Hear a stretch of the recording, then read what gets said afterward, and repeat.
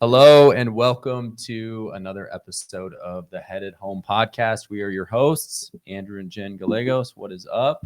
We're doing this one in person today. We're doing it in person, and I got my computer to be unlocked. Like, we're good. Andrew couldn't get into his computer earlier today. I'm in now, Yeah. and that's all that matters. Yeah. I consider myself to be pretty tech savvy, though. You are. Yeah. I remember when you were so Nicole in like high school, he got this like old computer, and I felt like you were like taking it apart or something. Yeah, so it was like, you remember when you had like, when was it the DVD burners or the CD burners, when that became like kind of popular? I was able to like figure out those like big, those tower computers. I would take them apart, and then I'd like hook up like burners, and I was like one of the first to like rip music illegally off like online. Napster, right? Yeah. And I would make like the mix You CDs. were. Was pretty good. Yeah. And now I can't log into my computer. What the hell? This is 40. But we have a great episode. We have Nicole Pollack. What is up? Hey, how's it going? She's going to be our guest today. Jen's going to give a little intro here. So Nicole has a really, really cool story, and I'm excited to talk to her about it here in a bit. Nicole is a Colorado native, which I always love meeting other Colorado natives, with a master's in teaching from the University of Washington. She had multiple years in education and has built her communication and relationship building skills, which she now brings to her work as a real estate agent. She's dedicated to delivering the highest level of client satisfaction and identifying individual needs to provide distinct value. What I love about Nicole is in her free time, she loves the outdoors and she does a ton of cool shit, which I'm really excited to talk to her about. Does a ton of mountain biking and rock climbing. She's also a former collegiate soccer player at Metro, which I know you have lots of questions about. And I think her spirit of competition has led her to explore every nook and cranny of the Metro area. And we are super excited to have her. Welcome to the show, Nicole. Thanks for having me. Let's start just for our listeners on a professional note. Like, tell us just in terms of real estate, like what market are you in? About how many families do you help per year? Yeah, for sure. So I work with Atlas Real Estate, and I'm in the Denver metro market. Typically, I'm doing like 40-ish deals a year, 35 to 40, depending on what things look like. I have a lead source coming in through Zillow. I know many people are not in love with them, but they help bring food to my table. So it's been a great way to start my career, just not having this fear that I used to have because I lived out of state for a little bit too. Yeah. That's a lot of transactions though, and that a lot of like reactivity too, like just always being on and being ready to go. When did you get in the real estate business? Like, when did you start? Today is actually my 2-year anniversary at Atlas, April 6th. Yeah. Okay. And so 2020 happened. I was teaching at the time in Minneapolis, and at the time, George Floyd was killed in my neighborhood. My school was also in my neighborhood. And so I decided that I couldn't meet the needs of my students. I couldn't even meet the needs of myself.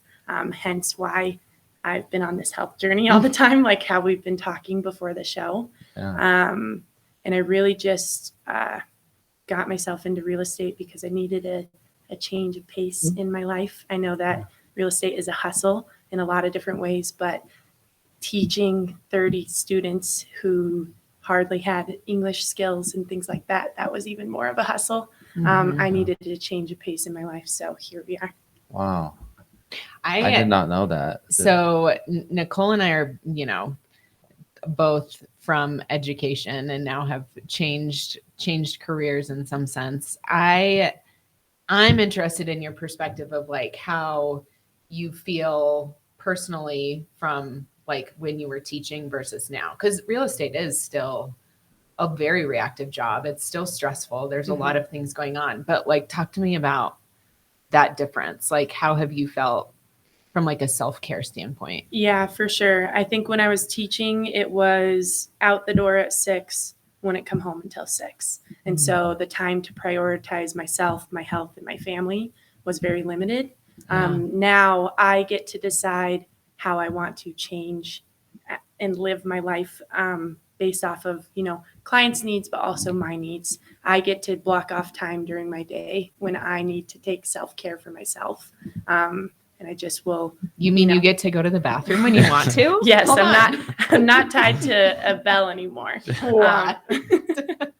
Which I admire and respect all the teachers who are out there working, day to day with all the students that need so much help. I feel like kids these days, they just don't have enough resources, or their family members aren't present and things like that to be able to provide to them. So the teacher has oftentimes takes the role of being the primary care beyond, like, while they're at school. Yeah. And so it was a lot of stress. Yeah. And real estate has changed my life in terms of being able to make my own schedule, not being tied to a bell, being able to, prioritize my time at home, my health, and how I live my life. What skills do you feel like that you had in education have served you, like, in being a good real estate agent? I mean, you do a ton of transactions, so you are really successful, and so I think there's probably some transfer of skills there. But yeah, for sure, I would say the biggest one is expectation setting. There are a lot of expectations that your client walks into the door with when you are looking to buy a house, and a lot of false information too, that they learn from social media, or what are the trends in the market, or what's national news saying, and so you have to realign your client's expectations to the reality of the market, especially in the Denver market, because the Denver market is just so crazy. And so I find myself, the skill that is most used is setting those expectations. You are only pre-approved for $300,000. This is the type of home you're going to get. Realistically, you're not going to be in a 5-bed, 3-bath, 3,000 square foot home. That's going to be more along the lines of like a condo.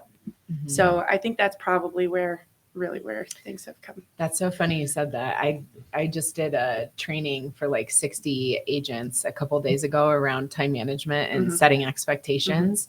And I feel like, for teachers, it's so normal. Like, of course you set expectations in a classroom. Like, if you don't, you're screwed, you know? Like, it's so much part of like our nature to be like, listen, like, here's the boundaries that we're playing in, and this is what it looks like. And front loading as many things as you possibly can. But I think for a lot of people, it's scary to do that. It is. But I think that fear comes from not wanting to lose that client. I think it's that mindset that we've talked about. There's like that abundance mindset that we need to have, which enables us to set expectations. But then there's the scarcity mindset that comes into play in a tough market like we're in right now, where it's like, I want to do everything I can to make this client like me. I want to make sure that I'm the one that helps them when they're ready. So like, I don't want to, like you said, be direct. Hey, 300,000, this is what you're pre-approved for. This is the price range. Instead, I think that some people in real estate and in lending, we want to say yes, right? We want to help them. We also don't want them to get mad at us and go use somebody else. So I'm glad you brought that up, because setting expectations is huge, but like, it is something that doesn't come easy for a lot of real estate agents and lenders. But I would argue it creates a foundation of trust and credibility with people. If it's done right. Like when I set expectations with you. God, here we go. Just kidding. I don't know what I was going to say, but if it's done right, you almost have to have a system for setting expectations. Like, do you have a system, or is it just like an initial conversation that you're having with them, or like, how do you do it? So normally most of my clients are leads that I've met online through Zillow. So I don't know them at all. And so I feel like it's easier to set expectations to somebody you don't know than somebody that you do know. Okay. And so I come off pretty strong right from the get-go. When I meet my clients for the first time, I basically verbally walk them through the entire buying process. Then I ask so many questions to get to know them and really dig into, A, are you a serious buyer, and is this going to pan out? And B, like, what what do you think the market looks like right now? Yeah. And if you have an idea that is totally skewed on what the market actually looks like, that's my time to like kind of show up and tell them this is actually the reality that we're facing right now. I like that. That's a great question to ask. Yeah, that is. Just to kind of know what you're up against too. Yeah, because some people, like, you'll call, and people who have been looking and searching on Zillow for a while, and they know like their finances really well, and they're really savvy with that. They have a pretty good idea of what they're going to be pre-approved for, and like what kind of house they're realistically going to end up in. But the folks who don't have their finances set, you know how this goes. Yeah. The people who have unrealistic expectations of what they could buy in the price point that they think they're going to be in, it's a game changer. Well, they need to be educated, and so that starts with setting those expectations. And like that type of lead, coming from Zillow or another internet lead, a lot of the time too, like the initial meeting with them is you're meeting them at the house, right? Like it's not, so you're meeting them at the house, and they might have that intention to offer. They may not be pre-approved. They may not know even if they can qualify or what the numbers look like. How often do you run it? Like, is that a hard conversation? Maybe like setting the expectation, like, hey, you have to get pre-approved before we can talk about putting an offer together. Like, do you get pushback? Yeah, sometimes. You can tell who's serious and who's not right off the get-go. Our job in this industry is to educate people and really bring them back to reality of what the market really looks like and what their affordability looks like, and how I can help them achieve buying a home. Yeah. And that doesn't mean when the person walks in and they are not qualified, and I have my pre-qualifying questions that I ask them right off the get-go. If they come in and I ask them those questions, I'm not going to give up on them at that point. Then I just send them into like a nurture phase where we try to work them into recovering their finances and be able to buy down the road. But really at the end of the day, it's just pre-qualifying them myself in the meeting. When I ask them, I probably ask a series of like 100 questions. They're probably sick of me asking them by the time they're like, whoa, this Nicole chick, she's very invasive, But you have to be though, right? Like you got to get as much information as you possibly can up front. For sure. I also, and you didn't mention this, but I think this is probably a skill that you have that not everyone has, which is like you seem like you have a unique ability to like read people really well. And I think in real estate or like in any sort of, entrepreneur, that's really, really important when you're working with people. So what do you think about that? Is that something that you feel like has been a skill set for you? That's benefited you? Yeah, for sure. I've always been a people person. And so when I get into a room full of people that I don't know, I'm ready to rock and roll. I'm never shy to it. And so I always am able to jump in and, be myself, but also I feel like I have just a good read on human beings in general. I know if you're lying, I know if you're terrible, or I know if you have good intentions and what your intentions are right off the get-go. And I think that really just comes down to question asking. I interview my clients probably more than they interview me because number one, I care and I want to get to know them, but I want to know if this is going to be beneficial towards my time. But when you're teaching, you take all of those 30 students and all of those babies, and you have to be present for them always. And it doesn't matter if they had a hard night or they come into school grumpy or they're just raging all over the classroom. Like, you still have to show up for those students in that situation. And I feel like if you show up for your clients that way too, that eventually they're going to buy a house, Yeah, totally. I don't know. I really appreciate that about you. And I can just tell that you really like get people. And I think that's such an important skill because when you I don't know, and you're good. I will say something nice about you. Like, you're really good at that too. Thanks. But I feel like you're like, when you meet people, you always know. Like, every time I've talked to you about something, like, you're like, that person is a really good person. Yeah. Or there's something shady about that. Yeah, totally. Like, you're really good at that. And for me, I think I will like see someone and they could have done a really like awful thing. And I'm like, but that's a trait. That's a positive trait for you. Yes, because I see the best. You do see the best. Totally. And then you get the best out of people because they feel that you see that in them. Yeah. But I think it's cool. Like when you come across people that really like connect with people and relate to them because it isn't a skill that everyone has, you know? Well, and it's listening and it's empathy, you know, and trying to. Sorry. Sorry. I know. Just I'm on a roll. You are on a roll. Yeah. You're all hyped up. I agree with that. Just when it comes down to the listening piece, I feel like a lot of people aren't very present today in today's modern society because there's so many external stressors that are, you know, have tension on their minds or their hearts or whatever. And I don't know, you just have to show up and listen and be the person. I've helped somebody sell a house that was $100,000 in like a trailer park. And I've helped somebody buy a $3.1 million house. And so at the end of the day, all the people that we're working with, it's about home ownership and really just building wealth through real estate. I think is my mindset around helping all these random people get into houses.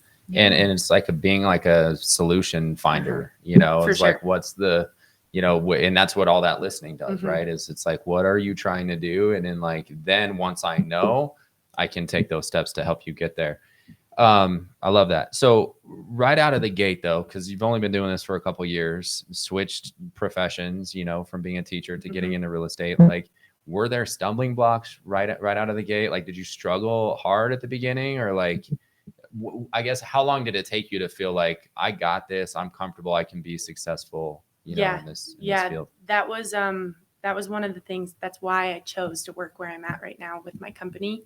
Because I knew I was going to get a ton of reps at the plate.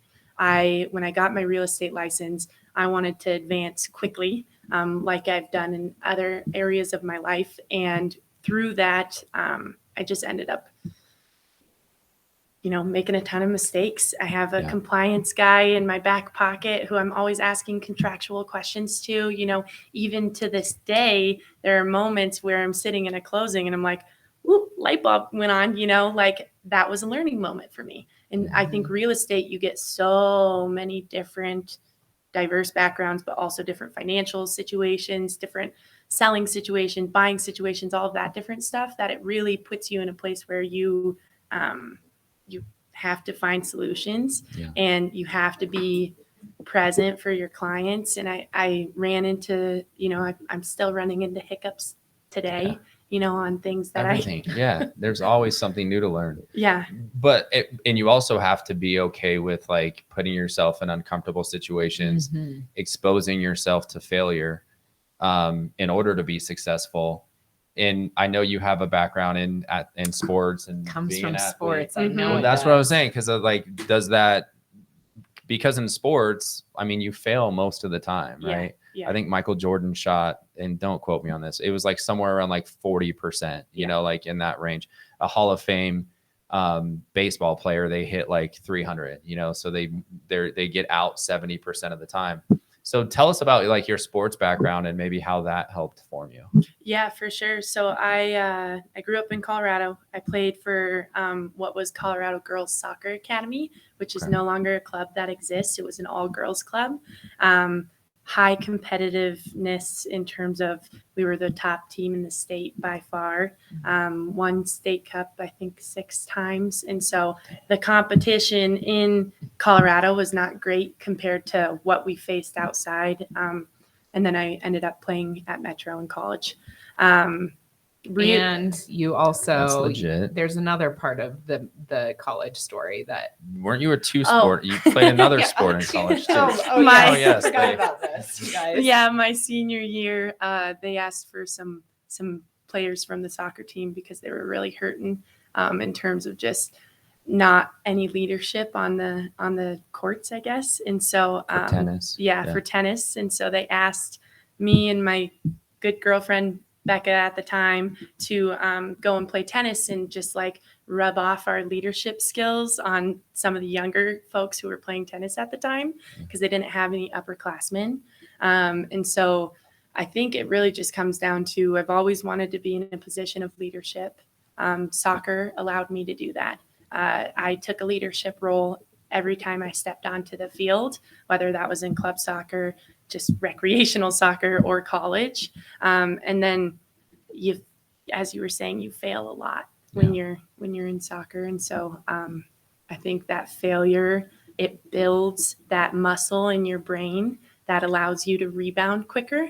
And instead of having like a fixed mindset, it allowed me to build a growth mindset. And I think really at the end of the day, failure is what helps you succeed. And so I think that's where, I've been coming from this whole entire time. Well, I mean, the fact like that they asked you to do another college sport just is like, because I used to coach high school dance at like a competitive level. Right. And so I understand how important leadership is for like a team to be successful. So the fact that they just like asked you to do that says a lot about your leadership. No tennis, no prior tennis ability, no prior tennis skills at all. Like I remember growing up and I'd play a couple of times in the summer and we'd go hit the ball around with our rackets with my dad, at Bellevue Park. But that was literally it, that was my only tennis experience I've ever had. And I failed a lot when I was playing college tennis against these women who were like just absolute studs their whole life. Yeah. Probably. And I think one of the things is you got to be able to laugh at yourself too, totally. Yeah. Because there was a lot of that when I was getting my butt kicked by some of these tennis queens. Well, in tennis too, and I played a little bit, like you can be a better athlete than your opponent, but like they just know how to pinpoint it, and it's just like, where did that come from? Yeah. Well, from a leadership standpoint though, like that's not an easy trait to build. And a lot of even good athletes don't have that. Where do you think that came from for you? Like it seems like it almost came natural, but. Yeah, that sounds like a cop out to be able to say that, but I think that's where it came from. It's just like innate nature for me. It's your people skills. Yeah, that's just where my people skills lie, I guess. Yeah. Well, I think it's interesting. And we were both athletes and we talk about this a lot with our kids, and have them in multiple sports, but like the value of, I think we don't talk about it enough that like there is such a value in like learning how to be on a team, learning how to show up every day and work hard at something when you might not see progress for a long time. Like the impact that the things that you learn in athletics like teaches you later on in life, like you're not going to have instant gratification. Practice actually sucks a lot. Like it's not fun, right? No. We talk about that with our kids all the time. Like there are things that you're going to have to do over and over and over in order to be successful on the field or be successful at a dance competition. And I don't know. I think that the value of that is just underrated when you get older, like learning that at a young age, For sure. And I think at the high level that I have been playing at my whole life, once college sports ended and I wasn't playing soccer anymore, and I didn't have that like team camaraderie around me, a bunch of women who were like had the same goals and the same alignment. There was a while there that after school I was just like lost puppy dog. I just didn't know. I didn't know the impact that sports had on me and in my nature up to that point. And once I was not in it anymore, not in the grind, it like totally changed my perspective on how I go about my life.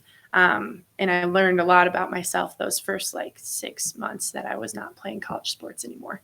That to me was like, oh, well, your identity is not just a soccer player, right? Yeah. Your identity is more than that. And that's all I knew at that point in my life. I'm surprised with that. When you said 6 months, I was like, damn, it took me like 10 years. I might still be figuring it out, honestly. No, I mean, because that's true. And it's a good point. And I do want to touch on that because when you come up and sports is such a huge part of your life, you do wrap your identity up. It's you love it. I mean, it's like, I remember thinking as a kid, like, what would life be like if if sports weren't around, you know, because it's like when we weren't playing, we were watching Sports Center or we were talking about it, you know, and then it was like, then yeah, it just and it ended earlier for me, but it just abruptly ended. And then it's like, okay, who am I? You know, and like I really didn't know. It took me like a decade to figure that out. It's so funny. I was driving over here. This is like the weirdest thing that we're having this conversation. I was driving over here. I was not texting when I was driving, by the way, but it was like the whole, I wasn't. I'm throwing that out there. And no, I really wasn't. Okay. But I was talking to a girl that I knew when I was coaching Palms, and she had just tried out for Broncos and she didn't make it. And we're having the exact identity conversation of like, I don't know what to do, because that's been such a big part of her life. And she felt like, it's like, now what do I do? You know? And I think for anyone that's had that, like, be such a big impact on their life, like you really do have this like identity issue when you get in your 20s. I think you have to find totally. I think you have to find a way to take like those traits that you loved in that sport and bring them to something else like business. You know, that really helped me because it is competitive and you can be a leader and you can fail and get better every day, you know? So like, I read an article right when I got in the mortgage industry, it was called like the corporate athlete. And it was talking about like that, like, hey, if you played in the NBA, you know, like, would your friends think it was okay for you not to go out? You know, it'd be like, of course, yeah, he's a professional athlete. He's not, you know, they're taking care of their body in a certain way. But then you start translating like, okay, what else can I translate over to my job? Did you have like an aha moment like that? Or was it just, did you feel in real estate like that competitiveness kind of come back? Yeah, my aha moment was after I read this book called So Good They Can't Ignore You by Cal Newport. Okay. And it's really about against the idea of passion theory. You know, our parents taught us, do what you love, do what you love, do what you love. Yeah. You know, not have multiple jobs that create the skill set for you to be able to do this one job that you absolutely end up developing the love to have. At first, when I started in real estate, I was like, what am I doing here? You know, and then I eventually started to get some transactions under my belt, and I got to this place where I started to recognize myself again, you know, recognize the skills that I once had, recognize the skills that I'm now developing. And it once just clicked, you know. It was one of those moments where I was just like, oh, this is why I was good at soccer and successful there. This is why they asked me to be on the tennis team at Metro. This is why I went into teaching and found success there. You know, I was successful as a teacher. It ate me up inside anxiety wise. I couldn't actually show up for my kids in the way that I wanted to. And then it just developed into, holy moly, I have all these skills that I've been developing my whole life. And now I'm implementing them into something that I actually have learned to love. Yeah. It's beautiful. I love that. That's really cool. What, so when you like look at your year, like look at your goals, like do you create goals for yourself every year, or what does that look like? Is it personal, professional, just professional, or? Yeah, I try to do, I have investment goals for how I want to build wealth through real estate. And so those always are in line with my personal and professional goals, because at the end of the day, my retirement plan is real estate. And so you need to acquire real estate in order to be able to have some value at the end. And so typically I go through setting SMART goals for myself at the beginning of the year. And usually I did this thing this year where I wrote myself a letter and just pretty much talked about all of the things that I was successful at last year, my failures, things where I was, you know, fell short, all of that different stuff. And then I went through and I reread my letter and I thought to myself, okay, based off of this letter, what are my goals for myself this year? And can I identify them through the letter? And so then after, it was very personal. At one point I reread it. I had reread it multiple times and I was in tears because last year was a very life-changing year for me in a lot of different ways. Yeah.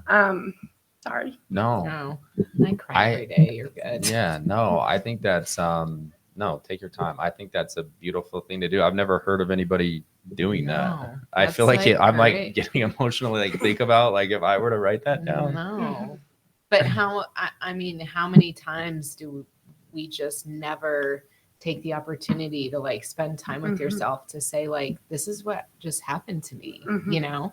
Now I'm gonna start crying. We'll just start bawling. Where did you get that idea though? Like, is that? I was actually at a real estate conference with another lending partner who was leading it, and that's what we did.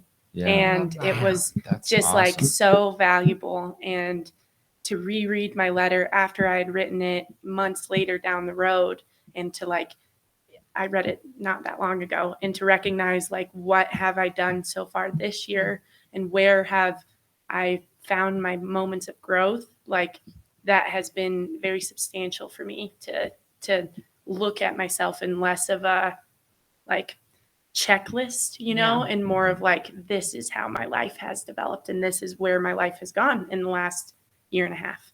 Yeah. So what is something that you're most proud of then? Ooh, that's a good question. I would say, well, last year, I finalized my divorce with my ex, and afterwards I bought myself a house. And that was a big moment because we had been doing most of life together at that point and since my adulthood. And that really, I'd say buying my house, helping other women mostly recognize that they can be independent and successful on their own too. I love that. I think when you, and I mean, for anyone, I think for men too, but I think that when you feel like you are in a place where you can like be successful in the world on your own, it's like really freeing. Yeah. And really like, it just feels so empowering to have that feeling. Yeah. And this past year was probably the first year I've been financially independent as an adult.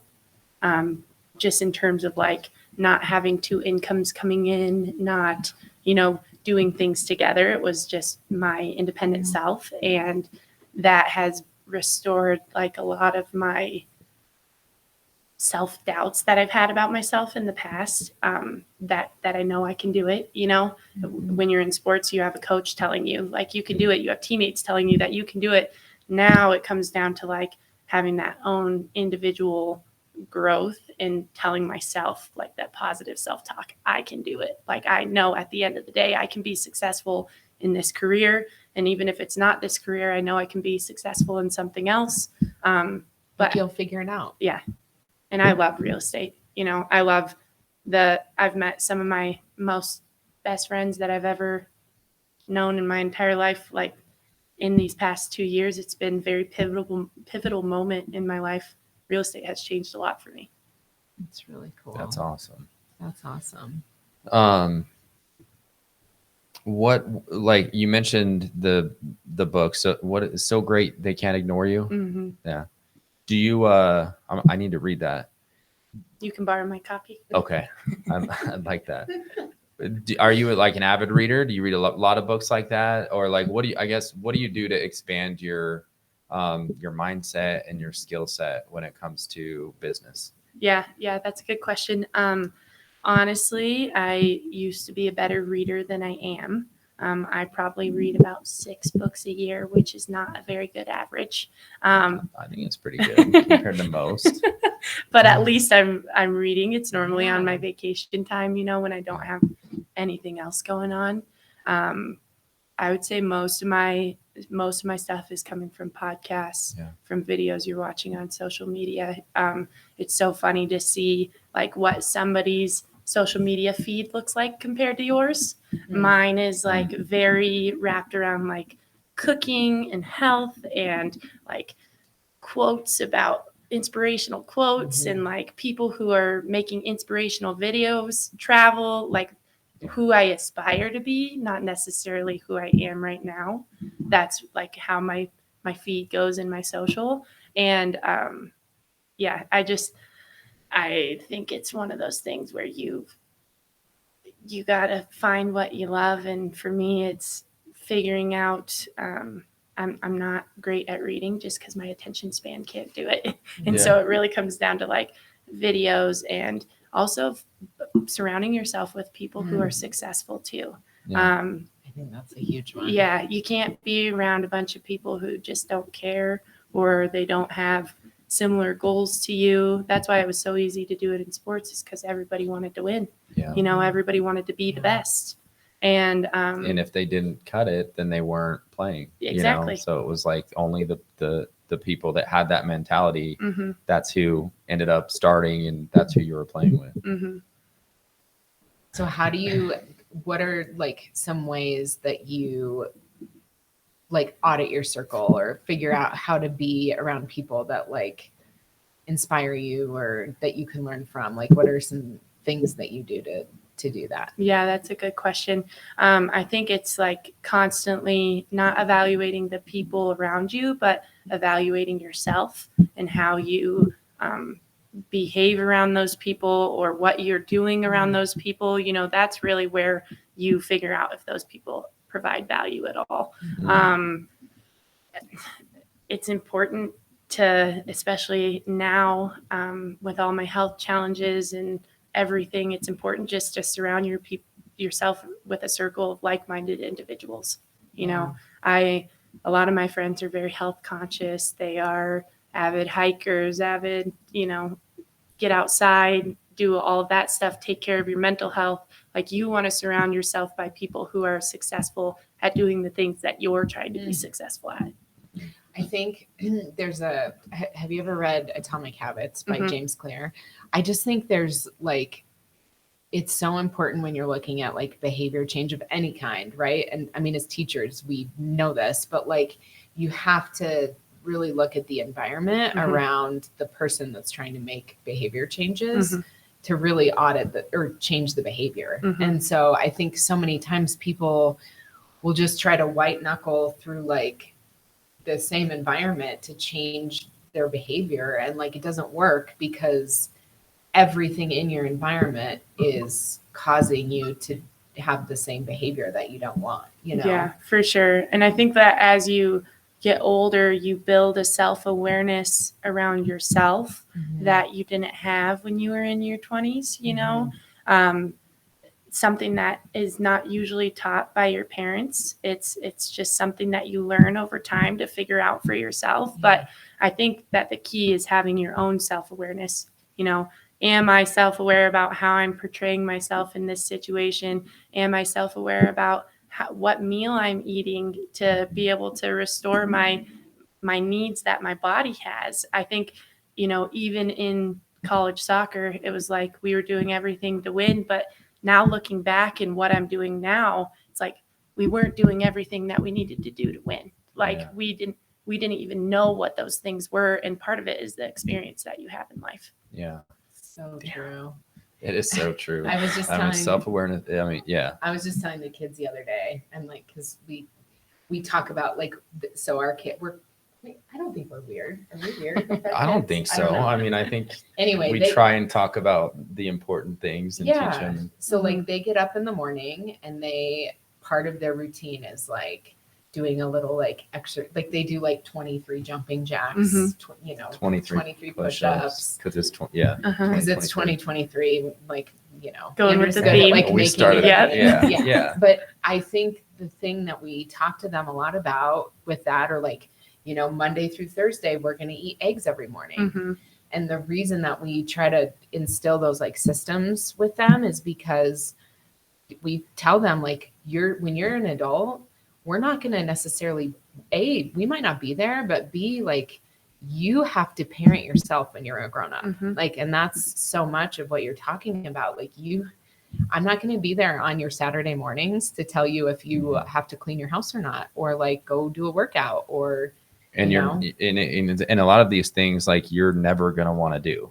I think that's the big like lesson that we try and drive home is like, you're not going to want to work out, right? But you're going to enjoy like the feeling of being in good shape, you know, trying to like instill that in them. But that's tough with little kids. But you're right though, the self-awareness thing. The interesting part too is when you start to actually like learn how to be self-aware, and then you're watching how you portray yourself, and it might not be in line with how you want to portray yourself, and then you have to do the things that you need to do to change. I mean, that's an eye-opening experience. Okay, I want to ask something. I know we only have a couple minutes left, but one of the things that we talk a lot about with our kids too, that I think is important and also comes from athletics, is like taking ownership and accountability and responsibility for your life. No matter what, like there's a ton of things that, you know, like we were talking about health issues before we started, right? Like there's a lot of things that might happen to you in your life that aren't necessarily your fault, but like having to regardless take ownership and accountability for your response to how you move forward past those things. Talk about that, or like any experience that you've had with, you know, that in your life. I feel like you as a human being, if you are in a good enough mental state, I think you can choose to be in a state of happiness or in a state of like despair, you know, like you get to choose the path that you want to go on. You are the person that's responsible for your own actions. I have experienced a lot in the last 10 years, from the time of 20 to 30, that has really impacted me in terms of my choices made. I think one of them is deciding to move out of state and like explore a little bit more like what else the world offers you besides Colorado. And that decision to move and that decision to be away from my family, it impacted me in a lot of different ways, especially with my health. But after learning that I can be independent and I can be my own person and my own self, I just thought that, I don't know, it was one of those things where I don't even know what I was going to say. Well, it was along the lines of taking ownership, taking responsibility, almost for like, even if the outcome wasn't what you thought it was going to be, like taking responsibility for your part in that, or at least taking responsibility for your response to that. Yeah, I think it just comes down to that self-awareness piece and knowing who you are and learning more about who you are. I mean, I'm still learning about myself and who I am, and it takes time and it takes intentionality, I think is really what it comes down to, is figuring out who the heck is this human being and how can I not only be better for myself, but be better for my family, be better for my clients, be better for just our whole world in general. There's so much crap that's going on in the world that really is super unfortunate in a lot of different ways, but you get to choose every single day you wake up how you want to show up in this world. And I think that's really what it comes down to. Yeah. And I think we're always changing too, you know, so it's like that consistent evaluation of us, you know, but that takes independent time of like sitting down and quiet sometimes and being like, what is going on? How am I feeling about this situation or that situation? What am I doing to make sure I'm handling it in the right way? I think those are good lessons though. Yeah. I do want to ask you, this is always a question I like to ask, is like, what's the biggest challenge that you're facing in your business right now, and how are you tackling it? Sure. I would say biggest challenge right now that we have is interest rates and inventory. And so really what it comes down to is affordability for people. Denver is a very hot market and probably will be for a very long time. And it's fortunate if you are in the place to be a homeowner right now, but if you're not, it really comes down to trying to just find solutions, you know, is really what it comes down to at the end of the day. And I think we face a lot of things in this industry that are out of our control. And it's what can you control? You can control your clients' expectations. You can control the conversations that you have with your clients to be able to educate them. You can control being creative and finding solutions for people. But at the end of the day, it's how do you present yourself? How do you show up? Like, how do you even wake up? Even if you have a bad morning, it's how do you bounce back? I think is really the challenges that I'm facing right now. Is there's so many things that are out of my control, but there are a few things that I can control. And am I doing that in the right way? Yeah.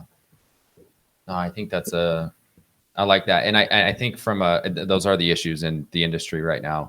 And I think for potential buyers or sellers, like just an important takeaway should be like, just start having conversations with professionals like Nicole, like myself, like anybody who's has experience and has success in the real estate and the mortgage industry. Like, start having conversations so you get educated on exactly what that high interest rate means, you know, for your situation, and maybe what sort of benefits are out there or the negatives, you know, and just start putting a plan together, because I believe in home ownership. I believe in building wealth through home ownership, especially in a state like Colorado. There's a lot of opportunities there. I have 2 more questions before we're done. Okay. Favorite restaurant in Denver or in general? Wherever. If I ate gluten still, I would say Din Tai Fung. Where's that? There's one in LA, one in Seattle, and I think one in New York, and maybe one in Tokyo. It's they like make the pot stickers and all of the stuff, the bao buns and all that stuff right in front of your face in front of a glass window. And everything is fresh and delicious. And, but I'm starving right now too. Wheat That products. sounds so good. Yeah. Okay. So now that you're not eating gluten, where would you say? I really like Adelita's on Broadway. Yeah, they have some delicious margaritas if I'm drinking, and some really good taco choices. Yeah, it's like pretty authentic and delicious. I feel like we've been recommended that multiple times. Have we? I don't know. It's like Broadway in Louisiana.